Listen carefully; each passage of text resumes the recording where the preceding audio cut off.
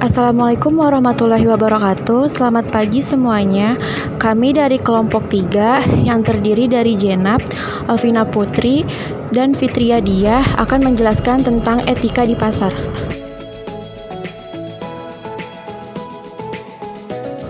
Etika di pasar. Yang pertama, pasar persaingan sempurna.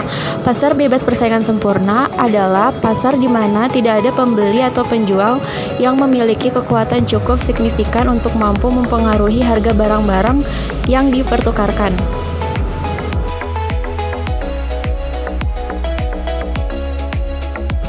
Di sini ada 7 karakteristik pasar bebas persaingan sempurna. Yang pertama, jumlah pembeli dan penjual banyak. Kedua, penjual dan pembeli bebas meninggalkan pasar. Ketiga, pembeli dan penjual mengetahui sepenuhnya apa yang dilakukan oleh pembeli dan para penjual. Keempat, barang-barang yang dijual di pasar sangat mirip satu sama lainnya. Kelima, biaya dan keuntungan memproduksi atau menggunakan barang-barang yang dipertukarkan sepenuhnya ditanggung pihak-pihak yang membeli dan menjual. Keenam, pembeli dan penjual adalah pemaksimal utilitas. Ketujuh, tidak ada pihak luar yang mengatur harga, kuantitas atau kualitas dari barang-barang yang diperjualbelikan dalam pasar.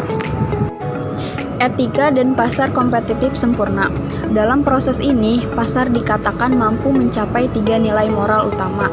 Yang pertama, mendorong pembeli dan penjual mempertukarkan barang dengan cara yang adil. Kedua, memaksimalkan utilitas pembeli dan penjual dengan mendorong mereka mengalokasikan, menggunakan, dan mendistribusikan barang-barang dengan efisiensi sempurna. Dan ketiga, mencapai tujuan dengan cara menghargai hak pembeli dan penjual untuk melakukan pertukaran secara bebas. Sistem pasar kompetitif sempurna mencapai efisiensi dalam 3 cara. Pasar kompetitif sempurna memotivasi perusahaan untuk menginvestasikan sumber daya mereka dalam industri-industri yang tingkat permintaannya tinggi dan mengalihkan sumber daya dari sumber industri-industri yang permintaannya rendah. Pasar kompetitif sempurna mendorong perusahaan untuk meminimalkan sumber daya yang dikonsumsi untuk memproduksi suatu komoditas dan menggunakan teknologi paling efisien yang tersedia.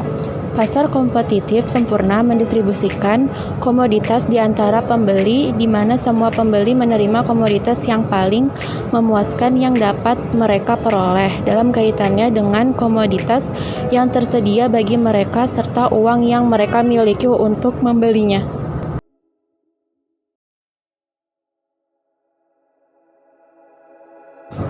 Hal yang harus diperhatikan dalam menginterpretasikan ciri-ciri moral dalam persaingan sempurna. Yang pertama, yaitu pasar tidak mendukung bentuk keadilan lain. Kedua, pasar kompetitif sempurna memaksimalkan utilitas dari orang-orang yang mampu berpartisipasi di dalamnya sesuai dengan batasan anggaran mereka. Ketiga, pasar bebas kompetitif mendukung hak-hak negatif tertentu bagi pihak-pihak yang terlibat di dalamnya. Keempat, pasar bebas kompetitif mengabaikan dan bahkan berkonflik dengan kewajiban untuk memberikan perhatian. Kelima, pasar bebas kompetitif memberikan pengaruh buruk pada karakter moral individu. Dan yang terakhir, nilai keadilan, kapitalis, utilitas, dan hak negatif yang dihasilkan pasar bebas hanya diciptakan oleh pasar bebas jika ketujuh karakteristik persaingan sempurna terpenuhi.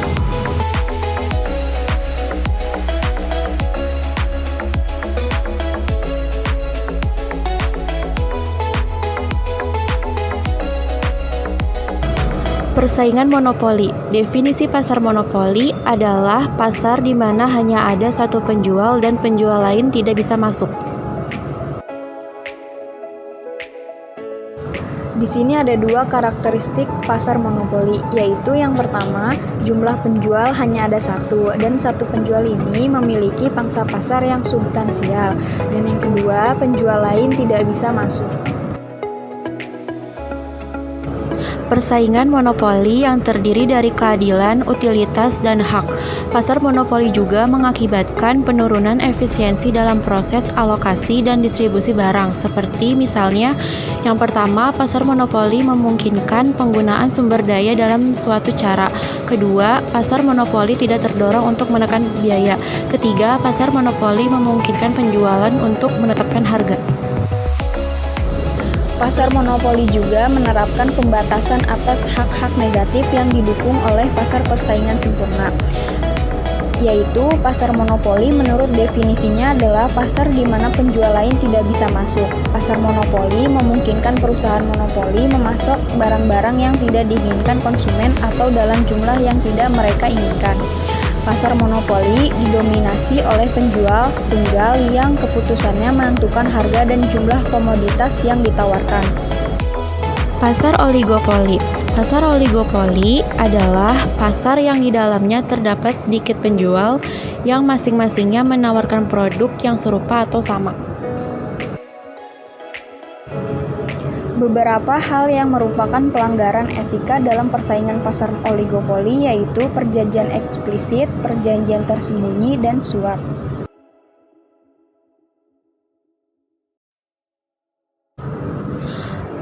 Perjanjian eksplisit, yaitu pertemuan antara beberapa manajer perusahaan yang bergerak dalam bidang yang sama untuk melakukan perjanjian penetapan harga terkait barang yang diproduksi.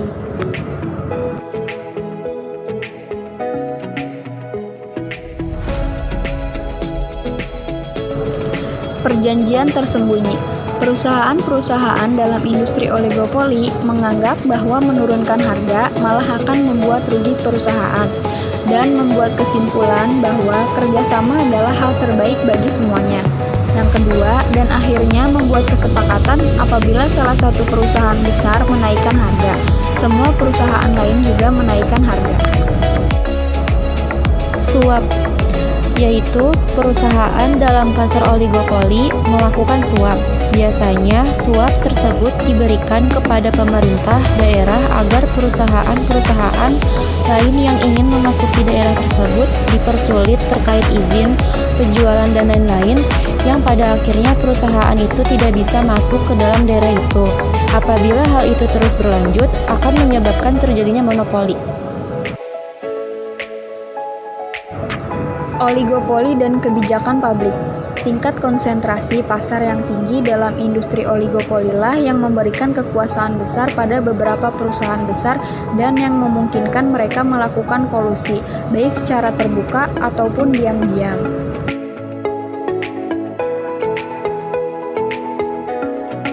Kasus yang pertama, krisis listrik tahun 2008. Krisis listrik memuncak saat PT Perusahaan Listrik Negara atau PT PLN memberlakukan pemadaman listrik secara bergiliran di berbagai wilayah termasuk Jakarta dan sekitarnya selama periode 11-25 Juli 2008. Hal ini diperparah oleh pengalihan jam operasional kerja industri ke hari Sabtu dan Minggu sekali sebulan.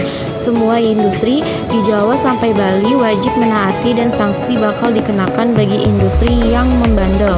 Dengan alasan klasik, PLN berdalih pemadaman dilakukan akibat defisit daya listrik yang semakin parah karena adanya gangguan pasokan batu bara pembangkit utama di sistem kelistrikan Jawa sampai Bali, yaitu di pembangkit Tanjung, Jati, Paiton, Unit 1 dan 2, serta Cilacap. Namun di saat yang bersamaan, terjadi juga permasalahan serupa untuk pembangkit berbahan bakar minyak atau BBM PLTGU Muara Tawar dan PLTGU Muara Karang.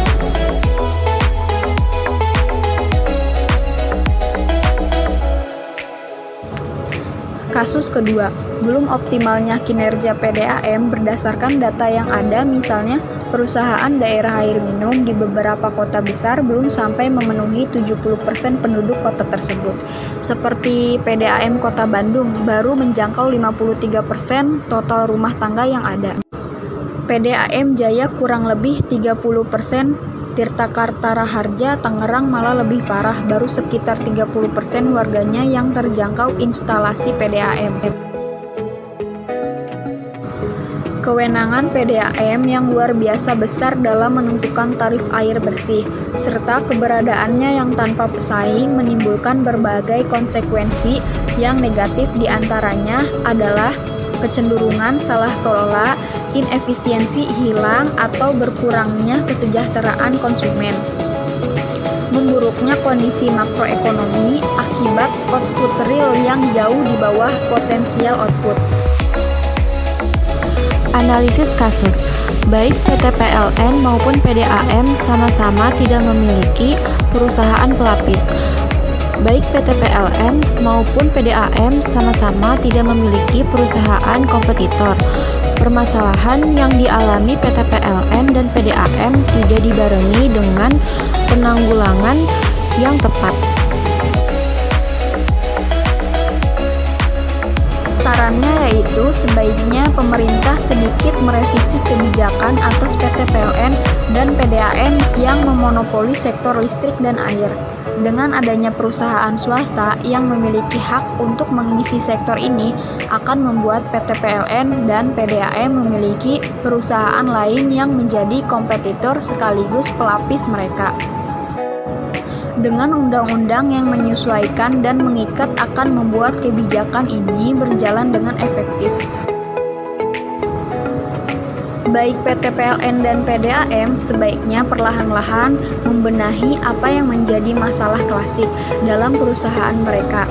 PT PLN harusnya bisa menyeimbangkan suplai listrik ke setiap daerah dan tidak melakukan tindakan yang akan merugikan elemen lain.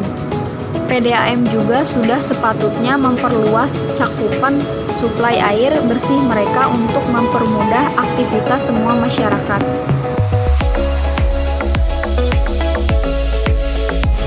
Kesimpulannya adalah setiap sistem persaingan di pasar adalah sistem yang baik. Apapun sistem yang berjalan, asal sistem tersebut bisa menguntungkan, setiap elemen akan menjadi sistem yang baik. Kondisi pasar akan menentukan sistem apa yang layak digunakan. Ada kalanya pasar monopoli ampuh digunakan, ada kalanya persaingan sempurna justru baik digunakan, dan lain-lain. Semuanya kembali kepada kondisi pasar yang mengharuskan sistem apa yang sebaiknya digunakan. Cukup sekian penjelasan dari kelompok kami. Terima kasih.